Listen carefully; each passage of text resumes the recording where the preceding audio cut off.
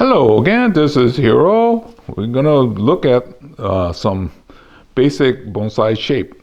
This is a chapter on canopy. So this will be just like your oak trees. Now this one here is stylized. So it's less natural, but that's what we do in bonsai is capture the essence and then we stylize it to reflect our techniques, right? So in nature, it doesn't come out perfect like that. But in reality or in bonsai, we want to create something that will be perfect. So let me switch to the basic line drawing.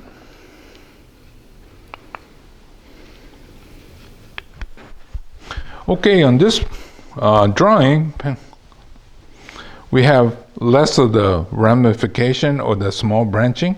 You could see that, the taper movement and each one of the sub branches have the same movement and taper. And like I was saying, that it's so much easier to do it on sketch. So anyway, that's what this represents. It's the same drawing that I just did in stages so that you could see what it is that we're looking for.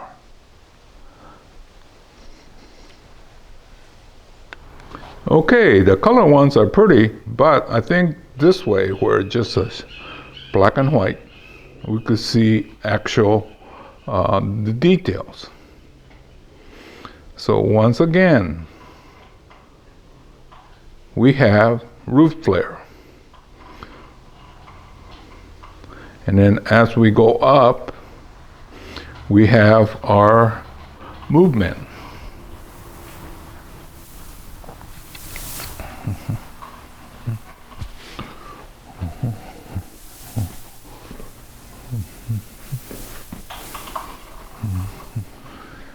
Not much movement in here. It's more like a formal upright, right?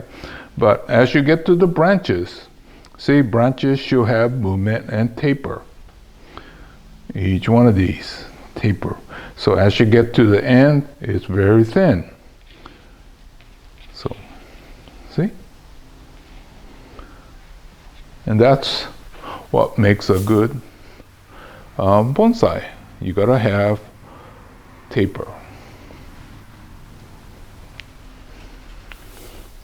Okay, let's take a look at another attempt at this canopy style. I think this is closer to nature.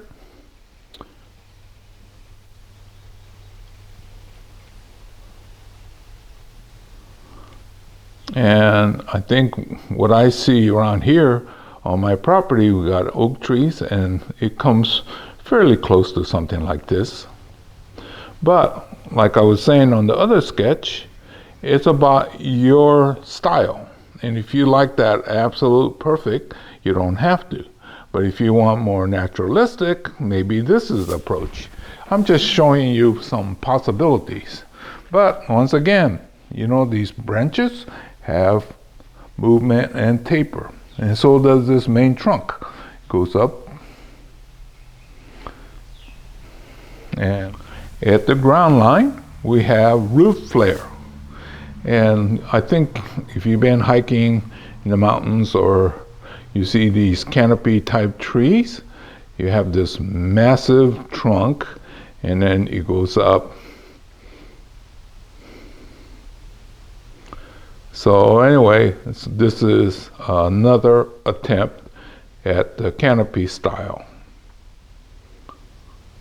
Those of you that are familiar with Northern California, we have a lot of these, especially on the lower side. As you go up higher, they tend to be more conical. We'll add some color, and this tree comes to life. So you probably, thinking back, have seen something like this in nature.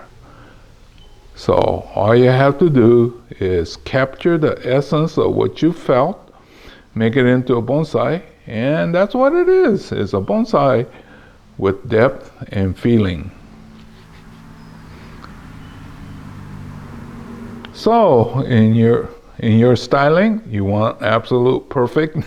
Well, if you want to do this, what you do is you take the head shear and then you get the shape you want, and then backtrack and make sure you cut all the parts that look like it's been hedged, and then you'll have this look. Or if you're really talented, you could do this just by eye, but I find that it's so much easier to just take the head shear and just go around and get that outside shape, and then make sure that you work your branches to make it fit. Anyway, yeah, so this was a couple examples in sketch form what a canopy style tree looks like. Now, when I get around to it, I'll capture some of the canopy style that I saw and felt when I was in Hawaii, because they're in the tropical area.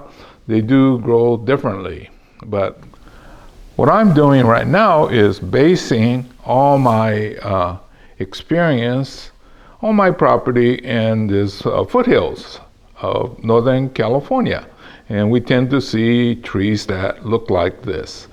Well, this is over stylized, but it kind of gives you an idea what we see and feel here. Okay, so anyway, this was another short chapter, but it seems like more people want to learn some of this really basic stuff, so I'll keep making them for you. And if you get tired, don't bother me. Oh, well, my daughter said don't read the reviews, but so far almost everybody's been complimentary and helped me to decide what to do. So I'll keep reading it, and then once the nastiness starts, then I'll quit reading. Okay, see you again real soon.